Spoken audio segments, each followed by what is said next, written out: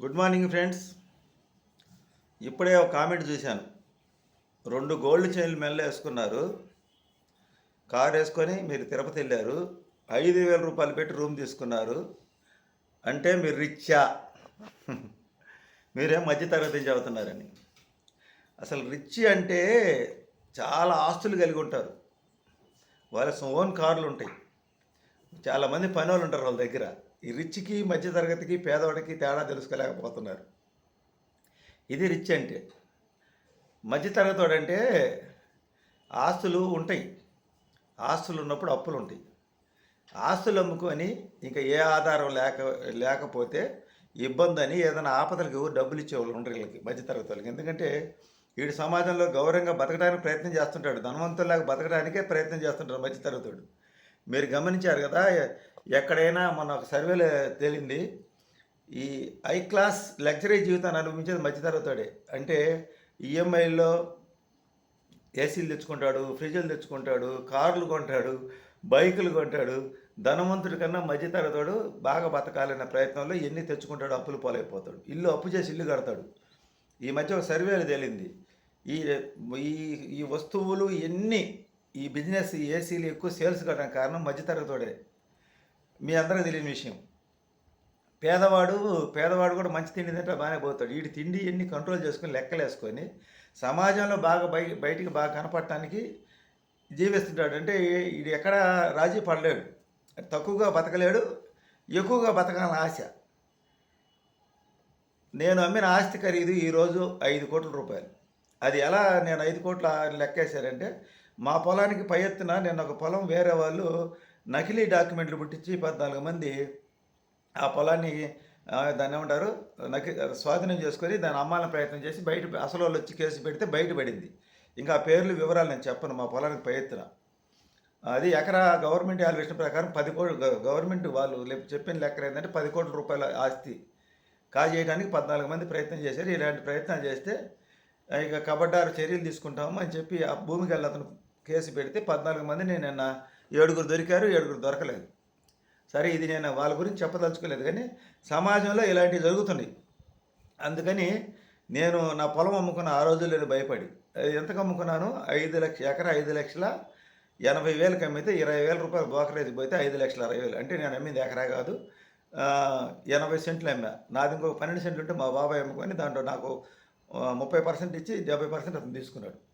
ఆ 80 సెంట్లు 20 సెంట్లు కొనుక్కుంది. మా జేజనాయన దగ్గర నుంచి నాకు సంక్రమించింది 60 సెంట్లు. ఇంకా దాన్ని బట్టి చూసుకోండి, ఆ రోజుల్లోనే నేను భయపడి అమ్ముకున్నా. ఆ తర్వాత స్థలాలు కొన్నా, ఇప్పుడు ఆ మెయిన్ రోడ్డు పక్కనే కొన్నా, అవి కూడా భయపడి అమ్ముకున్నా. ఇట్లా ఎందుకంటే ఇలాంటి ఒకరు నకిలీ డాక్యుమెంట్లు పుట్టించి కాజేస్తున్నారు. మనం బలం లేని వాళ్ళని, శక్తి లేని వాళ్ళని అట్లా కొనుక్కుంటా భయపడతాం అమ్ముకుంటా వస్తున్నా. ఈ మధ్య కూడా రీసెంట్గా ఒక ప్లాట్ అమ్మేసాను మా అమ్మగారికి ఆరోగ్యం బాగాలేనప్పుడు. అదొకటి. ఇక మా అమ్మగారు బతికున్నంతకాలం మా అమ్మగారి సహాయం నాకు అందుతూనే ఉంది. ఆమె ప్రతి నెల నాకు డబ్బులు పంపిస్తాము, వచ్చే పెన్షన్. నేను లెక్కలు రాసుకుంటాను, ఆలోచన చేస్తాను. ప్రతి ఒక్కటి రూపాయి లెక్క రాసే జీవనానికి సాగిస్తా. ఇప్పుడు నేను ఉండే ఇంట్లో రెంట్ కూడా 3 సెకండ్ ఫ్లోర్, సెకండ్ అంతస్తు, 2 అంతస్తులో ఉండేది. చాలా చిన్న ఇల్లు, 4,000 రెంట్ కడుతున్నా. రెంట్ కూడా హైయెస్టే, ఎందుకంటే సెంటర్లో ఉండాలని. ఇంకా తర్వాత నేను ఉండే షాప్ రెంటు 3,000, దాని మెయింటెనెన్స్. ఇవన్నీ చాలా పొదుపుగా జీవిస్తున్నా నేను. ఈ గోల్డ్ అంటారు కదా, గోల్డ్ మా అమ్మగారి దగ్గర నుంచి మా అమ్మగారు కొంత ఇచ్చింది. నేను నా ఈ స్థలాలు పొలాలు అమ్మినప్పుడు భవిష్యత్తు అవసరాల కోసం అని చెప్పి చేపించుకున్నాను. మా ఆవిడ చేపించాను, నేను కొంత చేపించుకున్నాను మా పిల్లలకు సరిపడా. నేను కనుక సక్రంగా పొలాలు అమ్మినప్పుడు కరెక్ట్గా గోల్డ్ చేసినట్టయితే ఈరోజు నేను దాదాపు ఇంకా చాలా ఉండేది నా దగ్గర గోల్డ్. కానీ నేను కొద్దిగా చేపించుకున్నాను, ఎందుకంటే మా అమ్మాయి అనేది అందరూ అందరూ ఏడుస్తారంటే ఇట్నే ఇప్పుడు మీరు అన్నట్టుగానే ఇదే ఏడుపు తగిలిద్దని మా బంధువులు అందరూ ఏడుస్తారంటే ఆ డబ్బులు ఇంకా చేపించాల్సింది గోల్డ్. నేను 2011లో అగ్రి గోల్డ్లో ₹1,00,000 పెట్టి కాలిపోయా. ఆ ₹1,00,000 గోల్డ్గా చేసినట్టు ఆ రోజు చాలా వచ్చేది. ఇవాళ చాలా రేటు ఉంది. ఆ రోజు అంతా సవర 20,000 ఎంతో. 2009లో మా ఆవిడికి గాజులు చేసినప్పుడు సవర 12,000. అప్పుడు తక్కువ రేట్లోనే చేయించుకున్నాను నేను గోల్డ్.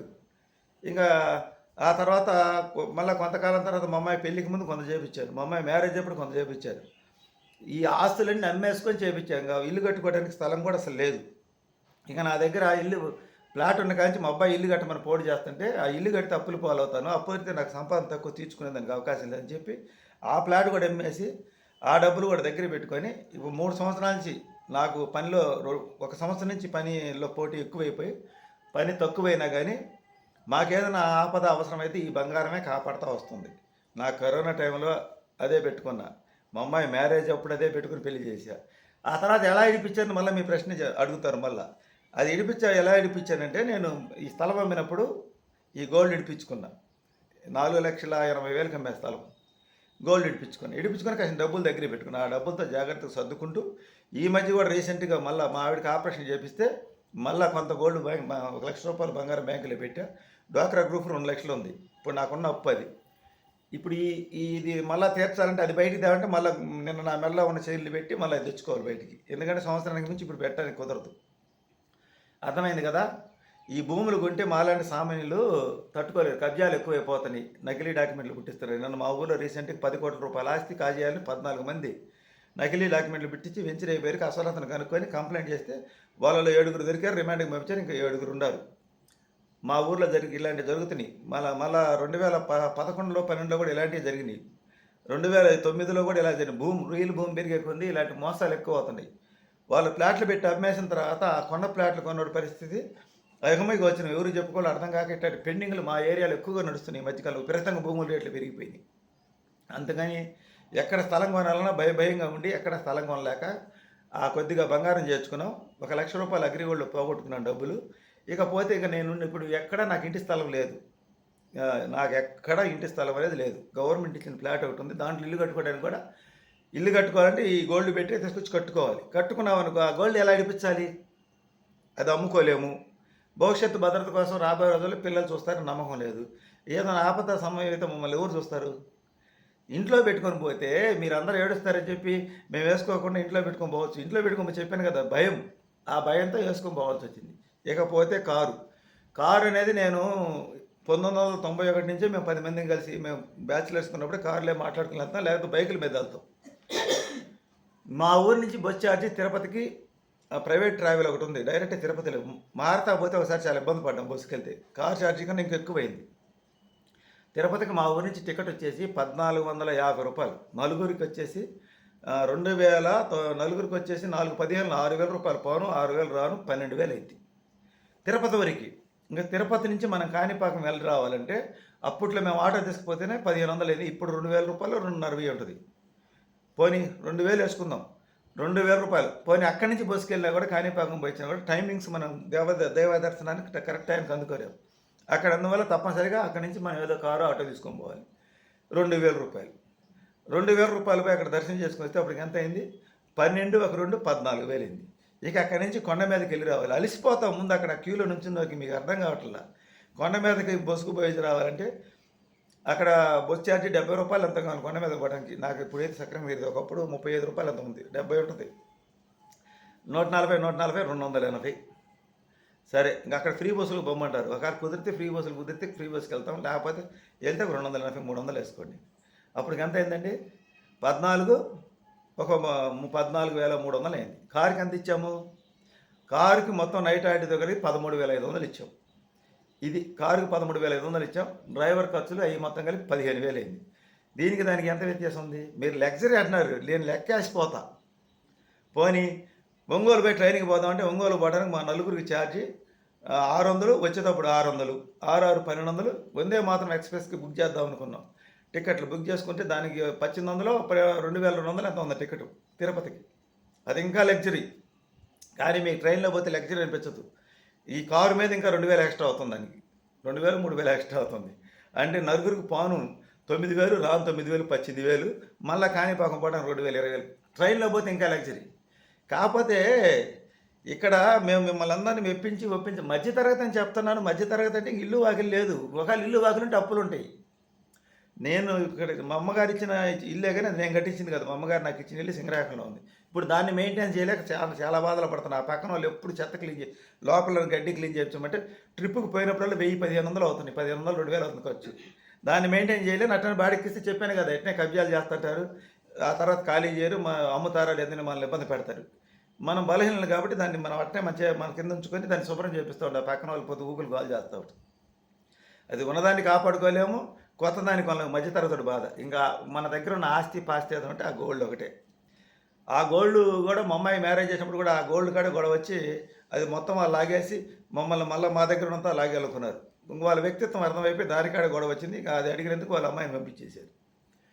ఇక ఏది లేకుండా ఎవరు మొన్న నాకు మా ఆవిడకి 1,20,000 ఇది ఆపరేషన్ బంగారం పెట్టి తెచ్చి చేయించుకున్నాం. చెప్పానుగా ఇంక మళ్ళీ దాన్ని అట్టు ఇడిపిస్తాను అడుగుతారు. నేను మా అమ్మగారు బతికున్నప్పటి నుంచి కూడా నేను సంపాదించిన డబ్బుల్లో అమ్మగారి కుటుంబ ఖర్చుకి చాలా వరకు అమ్మగారు జరిపేది. ఇక నేను సంపాదించుకున్న డబ్బులు దేవుడు 10% అనేసి ఆ 10% డబ్బులు మొన్నటిదాకా నిన్నటితో మొక్కుబడి తెచ్చి ఇంక నా వల్లగా సమయం దండం పెట్టుకొని 56,000 రూపాయలు దేవుడు డబ్బులు దాచిపెట్టా. ఎన్ని సంవత్సరాలు? 5 సంవత్సరాలు తిరుమలకి వెళ్ళక 5 సంవత్సరాల తర్వాత ఆ 56,000 డబ్బులు ఆయన డబ్బులు ఖర్చు పెట్టుకుంటే ఈ కారుకి రిటర్న్ డబ్బులే నా 6,000 రూపాయలే నా చేతికి పడ్డాయి. ఇక మిగతా మొత్తం దేవుడి డబ్బుల్లో ఖర్చు పెట్టుకొని మిగిలిన ఉండి కాడ ఉండిలోకి పేరుకి 36,000 రూపాయలు దేవుడికి వేశారు. ఇది చెప్పొచ్చో చెప్పకూడదు తెలియదు కానీ మీరు ఎందరూ అడుగుతున్నట్టు చెప్తున్నా. ఉండి కాడకు పేరుకి దేవుడికి 36,000 సమర్పించా. ఇంకా నా వల్ల కాదు స్వామి, ఇక మా అమ్మగారు లేరు, ఇక నా పని కూడా తగ్గిపోయింది, ఇక నేను ఇవ్వలేనని చెప్పా. అది సరదా టూర్ కాదు, లగ్జరీ టూర్ కాదు. నాకు చూసారా షుగరు, పొద్దున్నే లేవలేను. ఇది ఈ వీడియోలు ఎట్లా చేయమంటే మా వాళ్ళు అరుస్తారు ఇంట్లో కూర్చొని చేయమని. నాకేం వెన్నుపోస నొప్పి. 54 సంవత్సరం వయసు వచ్చింది. ఇంకా ఏం చూడకూడదు, ఏం తిరగకూడదు, నీకు జీవితం ఏముంది? అది కూడా నేను ఆనందం కోసం వెళ్ళలేదు, కర్మ వదిలించుకోవడానికి వెళ్ళా. కానీ ఆ భగవంతుడు కూడా నా మొర ఆలకించకపోయినా నా ధర్మం ప్రకారం, నా శక్తి కొలత ప్రకారం నాకు వచ్చే కొద్ది సంపాదన 10% లెక్కన దేవుణ్ణి దాచిపెట్టి మా మేనత్త చెప్పిన మాట విని ఉన్న ఆస్తులన్నీ పోయినా భగవంతుడు నాకు ఏమి ఇచ్చాడో ఏమీ లేదు కానీ ఈ మాత్రమైనా తిరగలుగుతున్నాడు, ఈ మాత్రమే నన్ను ఉంచాడని చెప్పి ఆ కృతజ్ఞతాభావంతో 5 సంవత్సరాల తర్వాత ఏడుకొండల వాడి దగ్గరికి పోయి ఆయనకు దాచిపెట్టిన డబ్బులు మేము ఖర్చు పెట్టుకుంటా పోతే మీరింత లాభన పడి ఏడుస్తున్నారే. నేను ఇల్లు కట్టాలంటే స్థలం కొంటే ఇల్లు కట్టలేను, ఇల్లు కట్టాను మొత్తం అమ్ముకోవాల్సి వస్తుంది. ఎందుకంటే మా సంపాదన అప్ అండ్ డౌన్ సంపాదన. అనుకోకుండా అప్పటికప్పుడు అనుకోకపోతాం. మీరు అనుకున్న లగ్జరీ టూర్ కాదు అది. అది భగవంతుడు ఆ సమయానికి మాకు ఆ రూమ్ ఇప్పించాడు. నేను 50 రూపాయల రూమ్ పై కొండ మీద పోయి తీసుకుందాం అనుకుంటే అప్పుడు నాకు ఓపిక లేదు. నాకు ఒక పక్క షుగర్లు, బీపీలు, మా ఆవిడికి బీపీ, మా కాళ్ళు ఆసుకొస్తాయి. ఆమె కాళ్ళు బాగా ఇంతలాను ఆసుకొచ్చినాయి. ఆమెకి ఇప్పుడు తగ్గల. మా అమ్మాయికి వామిటింగ్స్ అయ్యి ఆమె ఏలబడిపోతుంది ఒక పక్క, మా అబ్బాయికి ఒక పక్క అసహనం. వీళ్ళందరినీ నేను బాగలేను, నేను హ్యాండిల్ చేయాలి. ఎలా తీసుకొని పోవాలి కొండ మీదకి. ఇంకా అలిసిపోయాను. మాకు అందుబాటులో ఆ రూము 3,500 రూమ్ లేదు అక్కడ.